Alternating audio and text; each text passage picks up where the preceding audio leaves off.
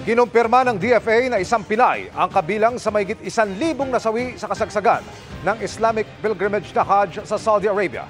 Nakatutok si Nico Wahe. Kakaibang init ang naranasan sa kasagsagan ng Islamic pilgrimage na Hajj sa Mecca, Saudi Arabia. Sa tala ng National Meteorological Center ng Saudi, pumalo sa 51.8 degrees Celsius ang maximum temperature sa Grand Mosque sa Saudi sa kasagsagan ng Hajj. Sa tala ng nasa 10 bansa, mahigit 1,000 pilgrim na ang nasawi. Kinumpirma ng Department of Foreign Affairs na isang Pilipina ang kasama sa mga namatay sa pilgrimage. Ayon kay DFA Undersecretary Eduardo De Vega, pumalo ang Pinay na nakabase sa Riyadh noong June 16 dahil sa heat stroke. Ayon pa kay De Vega, mayroong team sa Saudi Arabia para mag-assist sa Philippine Embassy sa Saudi sa pagmonitor at pagtulong sa nasa mahigit 5,000 Pinoy na lumahok sa Hajj. Ang Hajj pilgrimage ang ikalimang pilar sa relihiyong Islam at isa sa pinakaimportanteng paraan ng pagpapakita ng kanilang pananampalataya. Kaya kahit alam nilang ang mainit na panahon ng kanilang magiging kalaban, marami ang pumupunta pa rin. Kanya-kanyang diskarte tuloy ang mga pilgrim para maibsan ng init. May ilang sinusubukan palaging basa ang kanilang mga mukha at katawan. Mayat-maya naman ang pag-inom ng tubig ng iba. May mga water sprinkler din na nadaraanan ang mga pilgrim.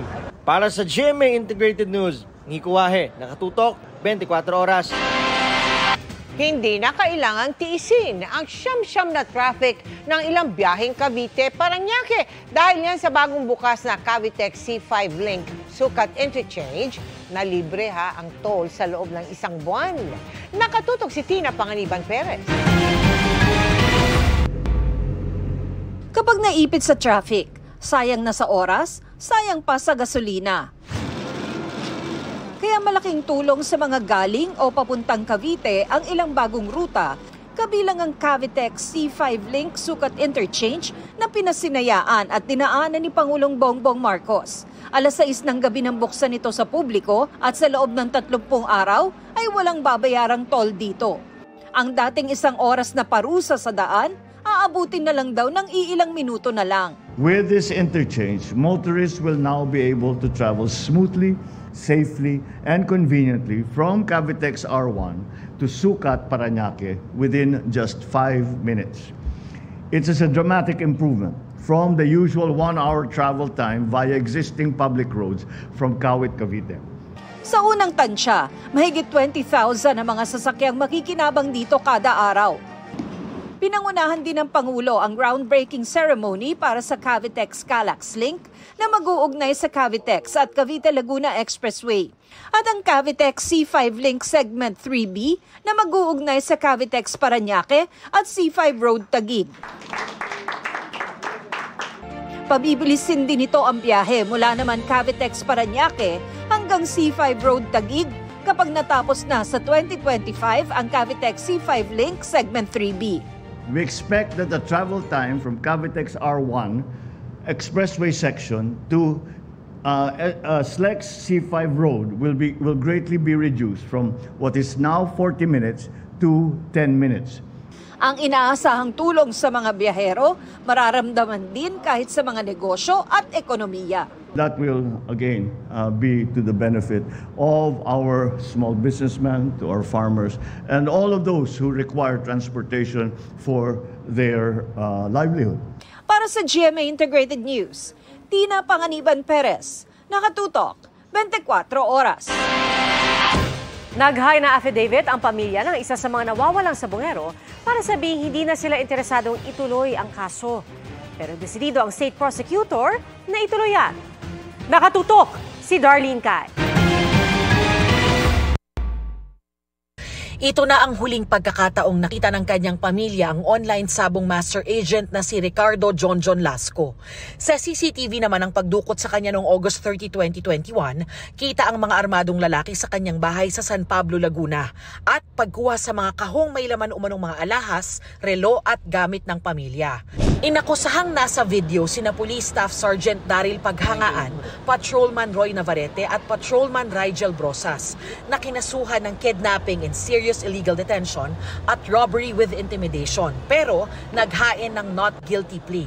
Pero kanina, naghain ng affidavit of desistance sa San Pablo Regional Trial Court Branch 29 ang pamilya ni Lasco kabilang ang kanyang asawa.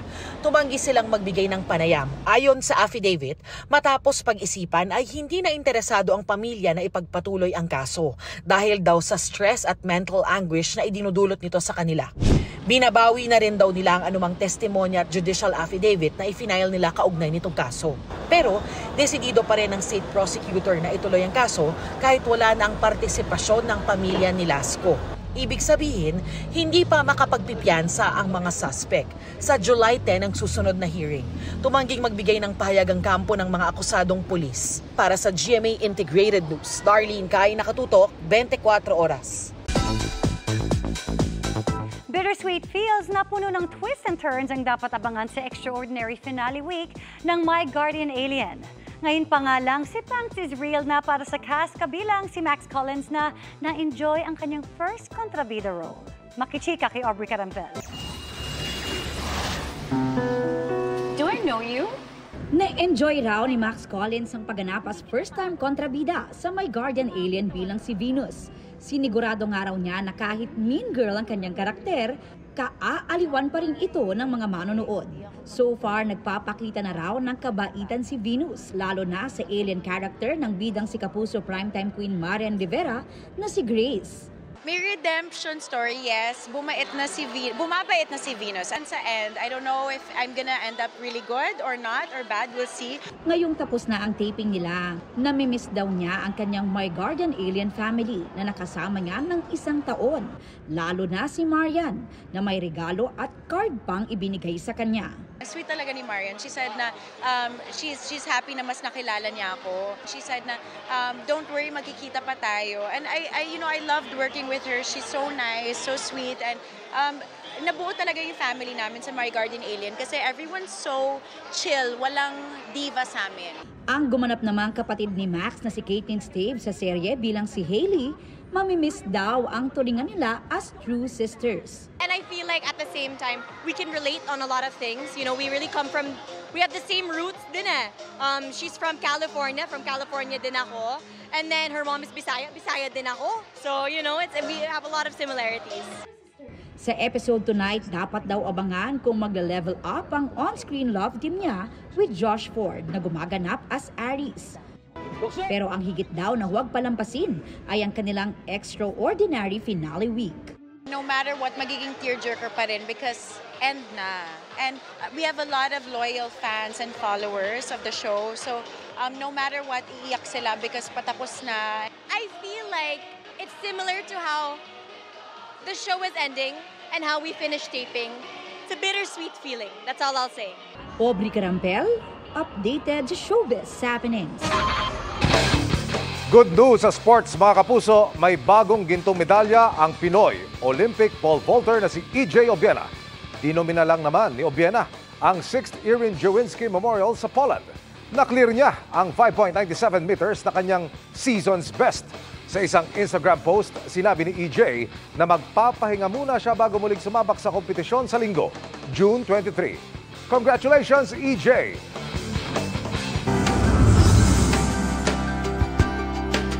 Noong Hunyo, taong 2023, nang ilapit sa atin ang magkapatid sa Tarlac na mistulang butot balat na dahil sa malnutrisyon.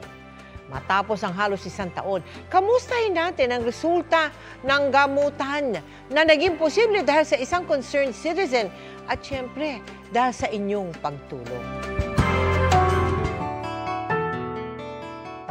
Butot balat at halos hindi na nakatatayo ang magkapatid na sina Roger at Christian mula Santa Ignacia, Tarlac. Nang una natin silang itampok, Hunyo noong nakaraang taon. Mag-isang binubuhay ni Maricel ang mga anak sa pagkakasambahay. 5,000 kada buwan ang kanyang sweldo. Kulang para maipagamot ang magkapatid. Kaya ang GMA Kapuso Foundation agad dinala magkapatid sa Tarlac Provincial Hospital. At dito, na-diagnose silang may chronic malnutrition at tuberculosis. 1 buwan silang nanatili sa ospital para sa gamutan at nutritional build-up para lumakas ang kanilang katawan Binisita natin sina Roger at Christian sa kanilang tirahan ngayon sa Camarines Sur. Masigla at nakakapaglakad na sila. Si Christian nakabalik na sa eskwela. Malaki na po ang ipinagbago nila. Napakasaya ko po ngayon kasi ang mga anak ko magagaling na po talaga sila. Binigyan na rin natin sila ng groceries, vitamins at school supplies. Nakakagawa na po ako ng madaming gawain sa bahay. Sa lahat po ng tumulong sa aming magkakapatid, maraming salamat po. Mga kapuso, dahil po sa inyong donasyon, nagkaroon muli ng bagong pag-asa ang magkapatid. Paalala ng DOH, agad na kumonsulta sa mga health center kung may ganitong kondisyon. Ang Kagawaran ng Kalusugan ay bumibili ng mga gamot laban sa tuberculosis at ito ay binibigay natin ng libre. Pwede nating isangguni sa ating doktor, huwag tayo mahihiya. Sa mga nais makiisa sa aming mga projects, maaari po kayong magdeposito sa aming mga bank account o magpadala sa Cebuana Luwilier. Pwede ring online via GCash, Shopee at Lazada. Sinisingil na ng ilang senador sa Department of Transportation ang hindi pa rin tapos na plano para sa ruta ng mga jeepney sa ilalim ng modernisasyon. Nagsagutan din ang kinatawa ng mga jeepney group na nagpa-consolidate na at yung mga hindi pa. Nakatutok si Sandra Aguinaldo. Hulihin na kami. Marami sa amin, 10,000 ang multa doon sa sasakyan, 2,000 doon sa kanyang lisensya, sumatotal 12,000 piso po. Ang hiling ng grupong Manibela na payagan pa rin makabiyahe ang mga hindi nag-consolidate na uwi sa sagutan sa Senate hearing kanina. Ilang extension na po ang consolidation? Ang tanong, magko-consolidate ba siya? Sumunod kami sa inyong lahat sa mga sinasabi niyo po eh. Tapos may isang tao lang na ayaw? Operator po ba siya? Hindi po totoo na ayaw namin mag-modernize po. Hindi po totoo na ayaw namin ng katunayan, meron nga po kaming modernized na sasakyan na dala-dala ngayon. Ang ayaw lang po namin yung consolidation, Mr. Chair. Pero ang grupong ito mula Bacolod, humiling ding hayaan silang makapag-renew ng prangkisa. Go kayo, congratulations, kung maganda sa inyo ang modernization.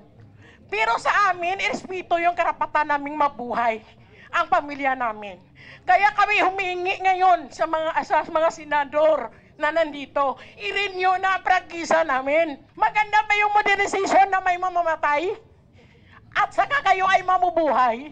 Ika-7 pagdinig na ito ng Committee on Public Services kaugnay sa PUV modernization, pero una sa ilalim ng bagong chairman ng komite na si Senador Raffy Tulfo. Tapos na ang deadline sa consolidation, pero 12% pa lang ng local public transport route planning para sa PUV modernization ang tapos. Sinisingil na ni Senadora Grace po ang Department of Transportation at LTFRB kaugnay nito. Pero sa 2026 pa raw inaasang matatapos. Dapat lahat ay magtulong-tulong at ma-produce yung LPTRP with a deadline po of end of 2026. Kinwestiyon ni Tulfo kung bakit kasi local government ang nagpaplano ng ruta. Ginagawang negosyo ni Mayor yung rota, ibibigay sa kamag-anakan. And that's not fair. Kaya so wag natin totally ibigay sa LGU yung route rationalization. Ang pamahalaan ng isang local government unit ang mas nakakaalam kung ano yung mga magagandang ruta. Inyong sasabihin po ngayon na ito po ay kukunin na ng DOTR. Ito po ay pag-aaralan namin. Humarap din sa pagdinig ang Sarao Motors at Francisco Motors, ang local jeepney manufacturers na kaya umanong gumawa ng modern jeepney na mas mura kaysa imported. Karaniwang umaabot sa 2.4 million ang kada unit ng imported. Panukala ni Senador JV Ercito, habaan ng panahon ng pagbabayad sa pautang para dyan. Sa labas ng Senado, may hiwalay ring protesta ang grupong Manibela. Para sa GMA Integrated News, Sandra Aguinaldo, Nakatutok, 24 Oras.